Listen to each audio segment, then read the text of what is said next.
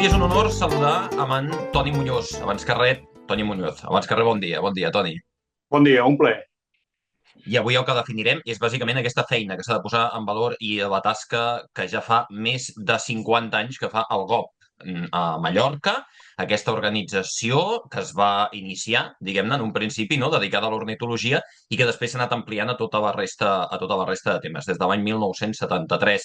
Però parlarem també especialment avui dels aiguamolls i especialment del que pot fer el GOP en tota aquesta tasca. Toni, en primer lloc és un orgull, no?, formar part del GOP i és una referència ja a l'illa de Mallorca i a totes les Illes Balears. I una gran responsabilitat perquè som un referent important, ciutadà, polític, mediàtic, i tenim una gran responsabilitat. Quan passa qualsevol cosa, la gent se demana on és el GOP, no? I el GOP necessita una resposta, sempre en funció de la seva capacitat, que no és il·limitada, i això ho hem de tenir molt clar, no? El GOP és una entitat que efectivament té molta projecció i molta presència pública, però és una entitat que bàsicament depèn dels seus associats. Per tant, amb un pressupost molt limitat i treballant molt per sobre de les nostres possibilitats reals. Però, bueno, intentam ser-hi.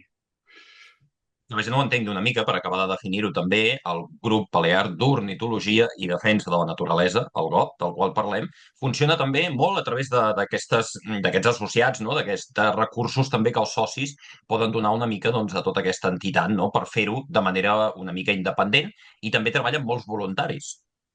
Clar, clar. Jo crec que tenim una de les nostres fortaleses en el fet de que més de la meitat del nostre pressupost anual depèn directament de les quotes dels associats. Moltes entitats de conservació tenen perfils molt adreçats a l'execució de projectes i, per tant, tenen una dependència important de subvencions o de contractes administratius. En el cas del GOP Mallorca, més de la meitat en funció del pressupost anual, però sempre per damunt del 50% del nostre finançament prové directament de les quotes de socis. Això ens dona molta independència i molta llibertat i ens fa menys vulnerables davant canvis polítics i ens fa més lliures davant la crítica política, no? Perquè, efectivament, com tu has comentat, el GOP és una entitat que neix com a grup d'observació de les aus, però ràpidament els nostres fundadors se n'adonaren compte de que no podíem estar mirant les aus mentre a les nostres canes s'anaven destruint els hàbitats on viuen, no? I això ràpidament ens va convertir en una entitat ecologista amb un perfil de demanda i d'incidència política. No? Clar, aquesta incidència política moltes vegades és incòmoda i per això és important per nosaltres fonamentar el nostre finançament amb els nostres socis, que són els que realment creuen en el que fem i que no ens deixaran de pagar la quota per fet de que opinem una cosa a l'altra, mentre que les entitats que depenen de projectes són més vulnerables en aquest sentit. El GOP s'ha dedicat, entre altres coses, també a fomentar la creació d'espais que avui són emblema, espais protegits com, per exemple, doncs, a Dragonera, Villa de Cabrera, la Serra de Tramuntana, a reforçar totes aquestes figures de protecció, té diversos premis, els ha rebut, que també són una cosa doncs, a anomenar, no? Premi Nacional de Medi Ambient el 1997 o la Medalla d'Or de les Illes Balears, per exemple, entre d'altres coses, a l'any 2002. Toni, explica'ns una mica la teva tasca dins del GOP, perquè t'encarregues una mica del que és més la biodiversitat, la conservació d'espais també, no? Sí, com anant dient, el GOP és una entitat ecologista d'un ventall molt ample d'acció i la meva tasca concreta és l'àrea de conservació de biodiversitat, àrea de conservació d'espècies i d'espais. En aquesta àrea treballem directament en alguns projectes de conservació d'espècies en col·laboració amb l'administració competent, amb la Conselleria d'Agricultura, executant accions de conservació sobre algunes espècies amenaçades, com el milà real, l'àguila peixatera, però sobretot fem una tasca de seguiment de la gestió. Per tant, fem per una banda estudi, però per altra banda una feina més de fiscalització de la gestió i de denúncia dels impactes i de la mala gestió i de les mancances de la conservació dels espais que estan protegits ja en aquests moments i com tu bé has dit, que en el seu moment foren objecte de campanyes de defensa per part del GOP i de la societat balear en general i que va aconseguir que aquests espais no només se salvassin de ser destruïts, sinó que, a més, assolissin figures de protecció, parcs naturals, reserves naturals, parcs nacionals, no? Com els de Cabrera, però que en aquests espais fa falta fer-hi un seguiment i una fiscalització perquè, efectivament, acompleixin els objectius pels quals tots esperam que se dediquin, no? I moltes vegades ens trobem amb aquestes deficiències de gestió i que són objecte, com dic, d'aquest seguiment i d'aquesta denúncia per part de la nostra entitat. Us convidem a seguir-la, la tasca del GOP, gopmallorca.com. Podeu trobar moltes més dades a través d'internet, per exemple, perquè cal posar en rellevància especialment aquells més experts, igual que amb les persones, la gent més experta o més gran, diguem-ne, doncs ha de tenir més experiència. En aquest cas, les organitzacions que porten molt de temps tenen una trajectòria molt important i és bo també posar-les en relleu.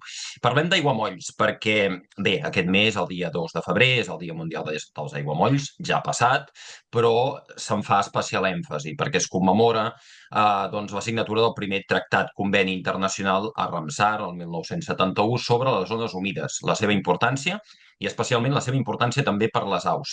Hi ha un inventari aquí a les Illes Balears, en concret, on treballeu vosaltres, que és de l'any 2007, però vosaltres també us heu encarregat de fer més diagnòstics. Explica'ns una mica com és l'estat aquest i ara definirem algunes d'aquestes zones humides i posarem uns quants exemples més. El primer inventari que se va fer de zones humides de les Balears, efectivament, és l'any 2007, però després aquest inventari s'ha revisat i se n'han fet de nous. El darrer que tenim i que té validesa legal perquè penja del Pla Hidrològic de les Illes Balears és de l'any 2022, l'inventari actualitzat, en el qual se repassen no només els rius, entre cometes, de les Balears, que, com saps, no en tenim torrents, no tenim cursos d'aigua permanent, se repassen els aqüífers, i també les masses superficials, les zones humides, perquè ens entenguem, de les quals n'hi ha una trentena a les Balears d'inventariades, tot i que la majoria són petites zones humides. Les Balears són un espai petit, amb poca capacitat per acumular aigua, perquè no tenim rius i els cursos d'aigua són curts, però tot i així tenim moltes zones humides molt petites. Poques d'elles són grans, poques d'elles tenen més de 100 hectàrees, més d'un quilòmetre quadrat, no? I la majoria d'aquestes zones tenen algun nivell de protecció. Les grans, totes elles, són espais naturals protegits, bé parcs naturals, bé reserves naturals. Les petites solen estar o dins aquests espais naturals ja protegits o dins zones protegides per la xarxa Natura 2000, són CEC, CEPA o LIC, i algunes d'elles, malauradament, no tenen cap nivell de protecció. Estan protegides pel Pla Hidrològic i per la llei d'aigües, però no estan emparades per figures de protecció. Són les menys, però no per això deixen de ser importants, no? Hi ha un cas molt clar i que estem treballant justament aquests dies, que és el cas de les Fontanelles, que és la darrera zona humida que queda en el municipi de Palma. Palma abans tenia una gran zona humida, que se deia Prat, que era immensa, que quan voleu cap a l'aeroport, que veniu a Palma, veus molts de molins, just abans d'arribar a l'aeroport. Aquests molins van servir per dessecar aquest prat que fins en el segle XIX se va mantenir com a gran zona humida de Palma. Aquesta zona humida se va anar reduint i va quedar molt relegada a la zona de les Fontanelles, que és una àrea molt a prop de la costa, darrere el Palma Aquarium, perquè conegueu Palma i l'havíeu visitat, i és una àrea que està afectada per un projecte urbanístic en aquests moments, i que bona part d'ella ja se va colmatar, se va reblir amb unes obres d'urbanització que no estan acabades, i, evidentment, el que hem demanat aquests dies, perquè el Pla General de Palma s'està en aquest moment modificant, és instar a la recuperació de la zona reblida, apel·lant en aquesta norma europea molt important que se va aprovar fa molt pocs mesos, que és la llei de restauració de la naturalesa, i que, evidentment, prioritza la recuperació de les zones humides i que seria la gran excusa o el gran argument per recuperar aquesta zona destruïda en bona part en aquests moments de les Fontanelles.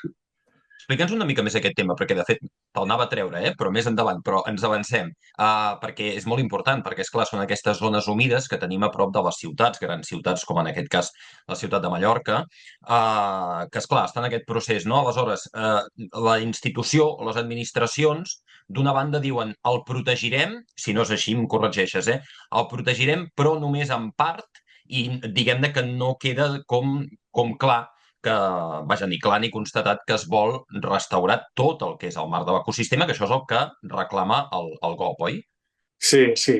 Sí, en aquesta zona, bona part, més de la meitat, en els anys 80 se va reblir amb enderrocs de diverses urbanitzacions del voltant de Palma, se va anar reblint la zona humida, i en aquesta zona humida, fa pocs anys, se va aprovar un projecte d'urbanització.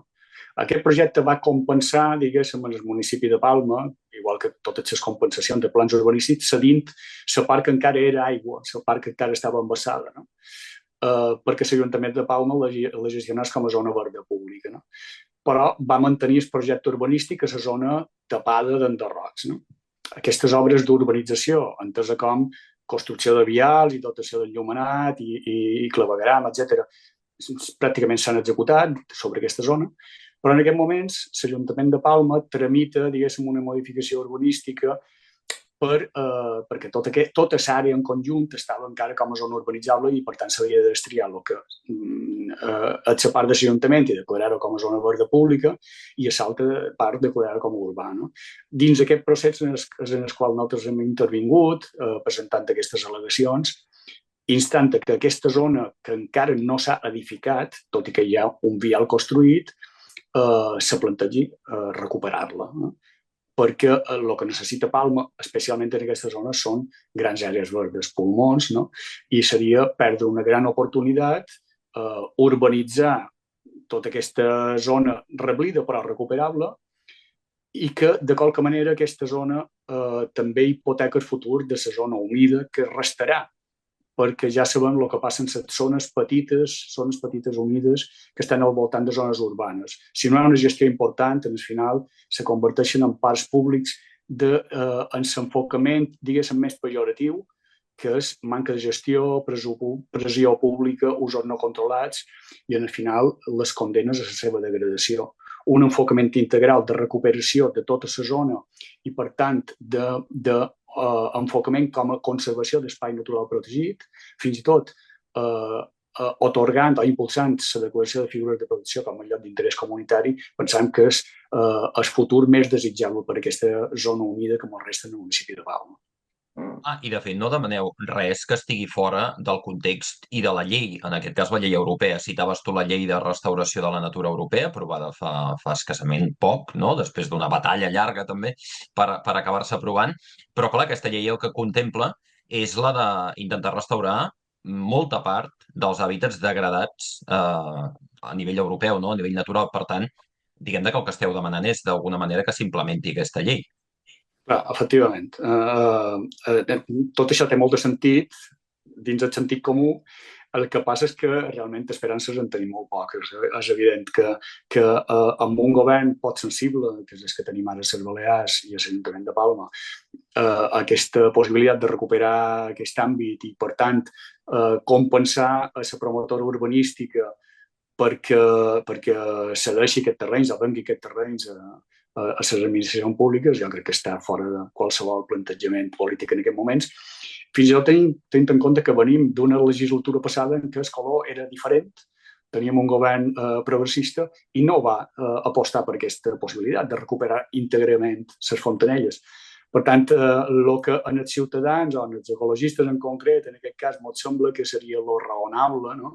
I que entronca en el que firmam a nivell europeu i els compromisos que assumeix l'Estat, després ens topa en la crua realitat de la gestió del territori a les Balears, que bàsicament se regeix per criteris urbanístics, especulatius, econòmics, i on la conservació sempre és el que solem dir és florero que se col·loca damunt la taula o la imatge que se veuen a les fires turístiques, però realment les coses importants, perquè m'ho entenguem, no?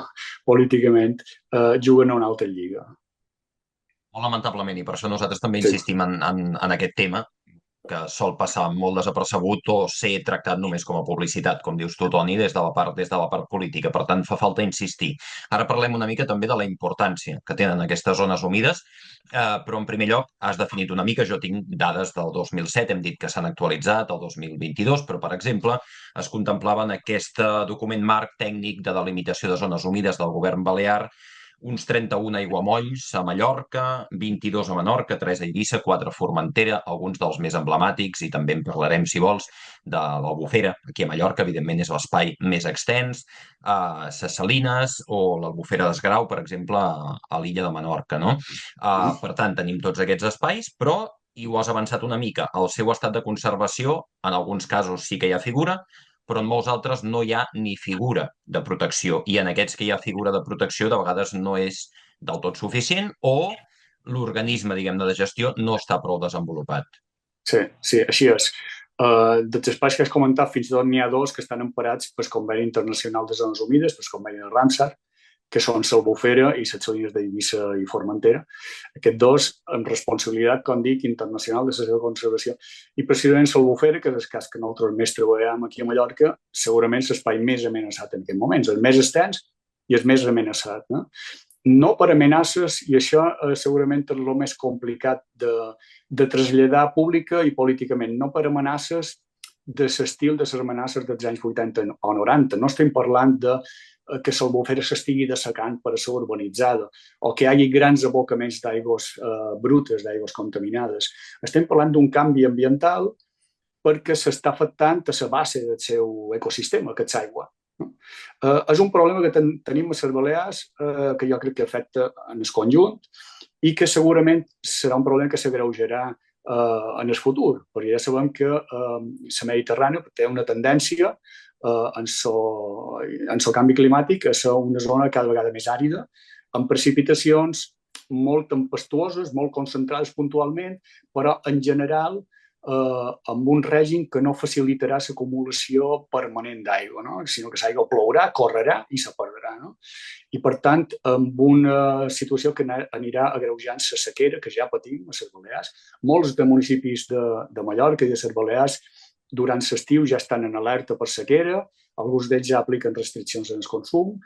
I, clar, aquesta manca d'aquest recurs no només ens afecta a les poblacions, a les ciutats i pobles, sinó també a les pròpies zones humides. I en el cas de l'Albufera és, com dic, el principal problema. Estem assistint a un canvi brutal de l'hàbitat al llarg dels darrers 20 anys, en què comunitats vegetals i també tota la fauna associada, que era pròpia d'una zona humida relativament dolça, en aquest moment està evolucionant a una velocitat brutal cap a un salobrar, cap a un saladar, cap a una zona amb una gran influència marina. I això està generant no només un canvi en el paisatge, en què el canyet està desapareguent de forma molt evident, a més, en les imatges dels darrers 20 anys dels satèl·lits Sentinel i Landsat s'aprecia molt clarament aquesta desforestació molt ràpida de l'Albufera i el canvi del canyet per la saladina o per la salicòrnia, sinó que també la fauna està experimentant un canvi brutal. Per posar-vos un cas, la gent que visita ara l'Albufera està encantada, la gent que no coneix el problema, perquè veu molt de flamencs. Els flamencs és una espècie nouvinguda que fa 2 anys va començar a nidificar l'Albufera i ja té una població molt important. Aquesta espècie no és més que un indicador de que hi ha un canvi molt important i que l'aigua que abans era dolça ara és salada. I per altra banda, espècies que teníem fa 20 anys, com l'agró roig, o la boscarla mostatxuda, o l'hortolà de canyet, perdonen, però no conec els noms en català. Són espècies típiques de canyet. En aquest moments estan en forta recessió precisament per aquesta minva del seu hàbitat necessari. Ubicar-la, l'Albufera de Mallorca és l'aigua o la zona humida més important de les Illes Balears, en aquest cas. Té 2.929 hectàrees en total, municipis de Muro, de Sa Pobla i d'Alcúdia, al nord de l'illa de Mallorca, i bé, declarada en aquest cas espai natural des del 1988 per decret. Una altra cosa és aquesta evolució que ens detallaves tu, no? I per acabar d'exemplificar-ho, clar, canvis, dius, entre aigua salada, això és un canvi ja d'entrada dalt, no? Perquè vol dir que, esclar, totes aquestes espècies, especialment la vegetació, s'adapta. Comencem a tenir salicòrnies, espècies que s'adapten més, no?, en aquests àmbits més salins. Però a part retrocés, és a dir, com es pot frenar aquest retrocés? Retrocés vol dir degradació de certa part de l'espai, no? Sí, sí. Bé, per començar, una cosa bàsica. L'Albufera, que és un espai d'aigua, no té en aquests moments avaluades el seu cabal ecològic mínim. que és una cosa fonamental de qualsevol espai humit que estigui protegit. Fa falta que els gestors avaluïn quina és la quantitat d'aigua dolça que necessita l'albufera per mantenir els seus hàbitats naturals. Aquesta quantitat no ha estat avaluada. Mira si han passat anys des de l'any 88, encara no tenim això. No? Però sí que tenim identificat que els principals punts que nodreixen a l'albufera d'aigua dolça estan sent objecte d'una sobreextracció. A la part més interior de l'albufera hi ha una sèrie de surgències de l'aqüífers. L'aqüífer aflora a la superfície a través d'una sèrie d'ullals que dèiem aquí, una sèrie de surgències, i en aquestes surgències s'està extraient aquesta aigua dolça per traslladar-la a les urbanitzacions de la costa. No? Per tant, hi ha una sobreextracció d'aquesta aigua, que és un recurs fonamental per mantenir l'hàbitat, per donar-li un ús turístic, en aquest cas. No? Clar, quan a un espai que està en el nivell de la mà i de vora la mà li lleves l'aigua dolça, aquesta aigua és substituïda per l'aigua de la mà, que li entra per filtració o li entra directament pel canal. No? I aquest és un problema molt clar, molt ben identificat, que ha estat denunciat fins i tot no només per nosaltres, sinó per la pròpia direcció del parc, que en diversos informes ha comunicat a la Conselleria d'Agricultura que hi ha un problema important i que fa falta reduir aquestes restriccions d'aigua dolça, perquè si no l'albufera està condemnada a canviar la seva fesomia, a canviar el seu hàbitat, a canviar les seves espècies i a banalitzar-se, diguem-ho així, perquè en termes de biodiversitat desapareixen unes espècies i n'apareixen unes altres. Desapareixen els agrons rojos i apareixen els flamencs. Clar, a nivell numèric, la biodiversitat no està experimentant una minva dramàtica, però estem perdent espècies que estan amenaçades, no només a les Balears, sinó a la Mediterrània, per espècies que estan en expansió. Per això parlo que estem experimentant una certa banalització. Aquest és un aspecte molt delicat, perquè en termes numèrics jo sempre dic que un Excel ho aguanta tot. Tu pots fer una gràfica que mostri que la biodiversitat a l'albufera se manté. Però en termes qualitatius està clar que estem perdent moltíssima qualitat ambiental i d'espècies perquè estem perdent hàbitats restringits o amenaçats, que són els hàbitats d'aigua dolça, i estan substituïts per hàbitats que a la Mediterrània són molt comuns, molt abundants, com són els hàbitats de zona salobre. No? I en les espècies ens està passant exactament el mateix. A dins de l'Albufera mateixa, i fa uns anys, doncs, es caracteritzaven moltíssimes espècies, tant de vegetació, d'aquestes zones salabroses també, zones de dunes, més de 205 espècies de fongs, fins i tot una de nova i autòctona i endèmica d'aquell lloc, 22 espècies de mamífers, etc. No?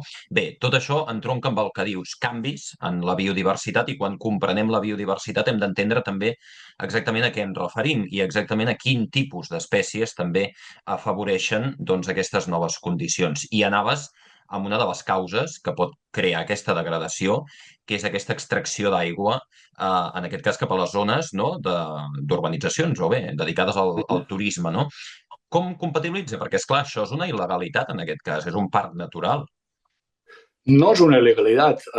Aquesta empresa té una concessió i es treu una aigua que amb un volum que en principi està autoritzat, no podem posar la mà al foc de que realment estiguin limitant-se en el volum que tenen autoritzat, perquè la pròpia administració té moltes dificultats per controlar el volum que s'extreu dels diferents pous que té autoritzats i per als quals s'ha establert un volum màxim, no? Però ho està fent de forma autoritzada. La qüestió és que, com tu bé dius, hi ha una responsabilitat administrativa. Per una banda, ha donat aquesta concessió per extreure aigua, però per altra té uns compromisos de conservació d'aquest espai natural, compromisos no només a nivell autonòmic, sinó en aquest cas fins i tot a nivell internacional. I davant d'aquests compromisos ha d'assumir una responsabilitat.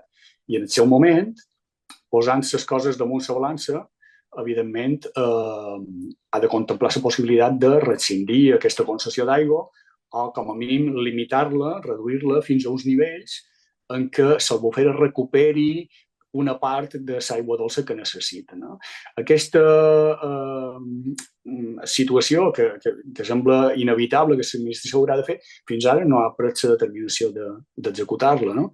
Quan això no suposa com podria calcular que les urbanitzacions se quedarien sense aigua i que, per tant, el negoci, l'economia turística de la qual sempre se diu que vivim tots a les Balears se veuria ressentida. No, és que per a les urbanitzacions del litoral hi ha alternatives. L'aigua se pot dur d'una altra banda o fins i tot se pot emprar aigua de desalació que, evidentment, és cara, no només ambientalment, sinó econòmicament, però si algú a les illes pot pagar l'aigua cara, precisament és el negoci turístic. No? I, per tant, pensam que és una opció que l'administració tard o d'hora haurà d'assumir, que és dotar aquestes urbanitzacions amb una aigua d'una altra procedència, d'un altre tipus de generació i que l'Albufera pugui recuperar l'aigua que necessita en aquests moments. I defensem aferrissadament, més vosaltres en aquest cas, les zones humides, i la gent es preguntarà per què? Bé, suposo que menys que abans, no? Perquè abans totes aquestes zones humides van passar tot un procés, especialment a principis del segle XX, on se les considerava zones doncs, pantanoses, zones fins i tot de malalties, i per tant s'afavoria a través de lleis, la llei Cambó, altres lleis de principis del segle XX, que van afavorir precisament doncs, dessecar aquestes zones. Afortunadament hem evolucionat, no? Però algú encara es preguntarà, escolta'm, i què ens aporten totes aquestes zones humides? Bueno, mos aporten molt. En el cas de les Balears mos aporten pintura no tantes coses com a nivell mundial, perquè ja saps que hi ha zones humides, no és el nostre cas, que tenen una activitat humana molt important. Hi ha zones on les comunitats humanes depenen agrícolament o fins i tot de la pesca d'aquestes zones, perquè són zones amb una productivitat altíssima. I aquí aquesta és la clau. Les zones humides són zones riques en biodiversitat. Riques en biodiversitat que pot ser utilitzada, pot ser aprofitada per comunitats humanes, com passa a les grans zones humides a nivell mundial, on hi ha molta gent que hi viu de la pesca, molt de conreus que tenen objecte que se donen a la perifèria d'aquestes zones. En el cas de la península teniu casos molt clars, en el Delta de l'Ebre, per exemple, però altres zones d'Àsia, per exemple, està molt clar, té una dependència molt forta de l'agricultura de les zones humides. En el cas de les Illes Balears això no succeeix, no? Sinó que tenim zones molt petites on l'aspecte més important és precisament la seva riquesa en biodiversitat, que és una qüestió mala de traslladar, mala d'apreciar per la ciutadania, però que evidentment té una importància indiscutible. És un patrimoni que la humanitat ha de gestionar de forma molt racional, perquè perdre espècies, a més, en el ritme que ho estem fent, és un luxe que no ens podem permetre i que hipoteca fins i tot la nostra supervivència i el nostre benestar de cara en el futur. No? D'entrada això, importància perquè són llocs on viuen moltes espècies i hi ha molts d'hàbitats naturals que només trobarem en aquestes àrees. Per altra banda, també són zones amb molta activitat, amb molta productivitat i, per tant, amb molta capacitat per fixar carboni. No? Són, per tant, espais importants per escometre els compromisos que tenim d'intentar frenar el canvi climàtic fixant diòxid de carboni, perquè són zones on la vegetació creix molt aviat, on el substrat fixa molt de carboni i, per tant, tenen aquest interès també de cara a la fixació de carboni i a la lluita contra la mitigació del canvi global. I, per altra banda, són també espais molt importants per a les persones, no només des del punt de vista econòmic, sinó des del punt de vista de l'esbarjo, del disfrut i del gaudi de la naturalesa. Són espais que, quan estan protegits i estan gestionats, tenen una ordenació de l'ús públic que facilita que les persones puguem anar allà, puguem aprendre coses, moltes coses, de com funcionen les zones humides, de les riques que són, de les espècies que hi viuen, i també que puguem disfrutar de tenir un contacte amb la natura. Jo crec que aquests segurament són els enfocaments més clars en el cas de les petites zones humides que tenim a les Balears. Expliqui'ns una mica també la vostra tasca en aquest sentit, perquè no hem focalitzat potser en la gran importància que també per als ocells, i tornant als inicis del GOP, en aquest cas, no? Què hi feu vosaltres o quin seguiment podeu fer de les diverses zones humides? Nosaltres, algunes d'elles, tenim estacions de seguiment, estacions del que en dèiem d'esforç constant, que són estacions on s'anellen ocells de forma periòdica per controlar l'evolució de les poblacions, tant de les poblacions locals, durant l'època de reproducció, com de les poblacions d'ocells hivernants o migrants que passen durant la tardor o la primavera. No? Fem aquest seguiment a l'Albufera, però també a altres zones com el Celobrar de Campos. No? a part de l'anellament, feim també seguiment de les poblacions nidificants, sobretot d'alguns grups concrets com els limícoles de Xalobrar de Campos, que és una altra zona humida molt important, la segona més important de Mallorca i de les quals fins ara no havíem parlat. És una zona molt transformada, és una salinera, però que té una importància també molt gran de cara a la biodiversitat, perquè és una zona salina gestionada com a explotació salinera, però que a la vegada té un equilibri en la conservació de l'hàbitat que possibilita totes aquestes espècies d'ocells lligats en els celebrars que viuen allà. No? Per altra banda, el GOP coordina a nivell de les Balears el recompte d'aus aquàtiques que se realitza a nivell internacional cada mes de gener. No? Aquí a les Balears ho coordina el GOP i això implica el recompte a totes les zones humides de les diferents illes, amb més de 22.000 aus recomptades el passat gener, no? A les diferents zones de Mallorca, Menorca, Eivissa i Formentera. No? Que també és una manera de prendre el pols a com està afectant el canvi global a les poblacions d'ocells que venen a les Balears a passar l'hivern, i d'altra banda de com estem gestionant les nostres zones perquè segueixin tenint les condicions que necessiten aquestes aus que venen del nord per quedar-s'hi. En aquest sentit estem veient canvis globals, però també canvis atribuïbles en els canvis puntuals com els que està afectant a l'albufera. Evidentment, és important tenir en compte el canvi global. L'escalfament, com a efecte, també afecta, és una de les causes que pot afectar aquestes zones humides, claríssimament. Has esmentat també l'urbanisme, l'extracció d'aigua. Heu viscut, per exemple, a Mallorca, també, intents d'expansió, en aquest cas, de la ramaderia industrial intensiva, que també poden afectar d'alguna manera, tot i que siguin a l'interior de l'illa de Mallorca, l'últim cas a Llucmajor, per exemple, o a Sineu, de Vico a la Son Parot, en aquest cas, i concretant més en quin era el projecte concret, però quins altres casos o quines altres amenaces tenen aquestes zones humides, Toni? Bé, jo crec que, com hem comentat en el principi, jo crec que les zones humides, les que ja estan protegides en aquests moments tenen dèficits de gestió importants, que sobretot és la manca de capacitat de donar l'atenció adequada i de limitar adequadament una cosa a un costat i l'altre a l'altre de l'ús públic. No? Sobretot han tingut una revolució després de la pandèmia de l'any 2020 en què molta gent ha descobert la necessitat de tenir contacte amb el medi natural, i això ens està afectant a les Balears de forma general, en què els espais naturals cada vegada tenen més pressió de persones que hi van a gaudir, les zones humides entre aquests espais, i per altra banda tenim la incapacitat de l'administració per gestionar adequadament aquest ús i aquesta necessitat que tenim els ciutadans. No?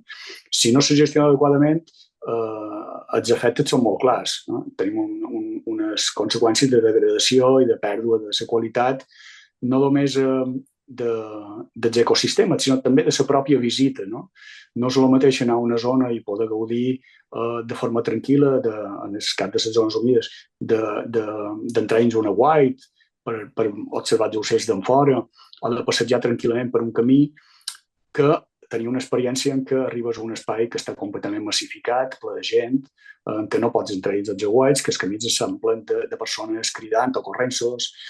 La paraula clau aquí és capacitat de gestió. I per tant ens trobam amb aquest hàndicap, no? De que tenim cada vegada més pressió en els espais naturals i en paral·lel no creix la dedicació de recursos administratius per gestionar aquest ús cada vegada més intens. Jo crec que és el gran repte que tenim a les Balears en aquests moments. Com gestionar l'increment de pressió humana, que sembla imparable. Cada any estem batent rècords. Cada mes d'agost la xifra de persones que hi ha damunt les Balears s'incrementa en relació a l'any anterior, i tot això està passant no només en nuclis turístics, sinó que aquestes persones, evidentment, van a les platges, van a la muntanya i tenen un efecte sobre el medi natural. Doncs escolta'm, hem parlat una mica de tot, hem situat aquestes zones humides, la tasca del GOB, podeu seguir-la, com dic, gobmallorca.com. Bé, involucreu-vos, pregunteu també a ells si teniu dubtes, si teniu qualsevol cosa, i hem situat una mica l'estat de l'illa de Mallorca. Per acabar i molt breu, Toni, no sé si tens alguna altra cosa a traslladar o algun altre lloc on la gent també pugui consultar informació. Bé, a part de la web, www.gomallorca.com, tenim canals a Instagram i Facebook, que evidentment també són canals que mos agradaria que mos seguissin. El canal de X estem a punt d'abandonar-lo, lògicament. Encara estem en transició, ho tenim en marxa. Però bé, i per qualsevol persona que tingui interès en alguna cosa de més detall, que contacti amb nosaltres a través de la web, té un formulari de contacte i la tindrem encantats. No? Doncs espero que us hagi servit avui aquesta definició dels aiguamolls, especialment a les Illes Balears i també tota la tasca del grup d'ornitologia balear, aquest GOB, que funciona des de l'any 1973. Ens ho ha explicat, tot plegat, en Toni Muñoz, que és un dels seus membres des de fa ja molts anys. Toni, moltíssimes gràcies per intervenir avui. Ha estat un plaer, moltes gràcies.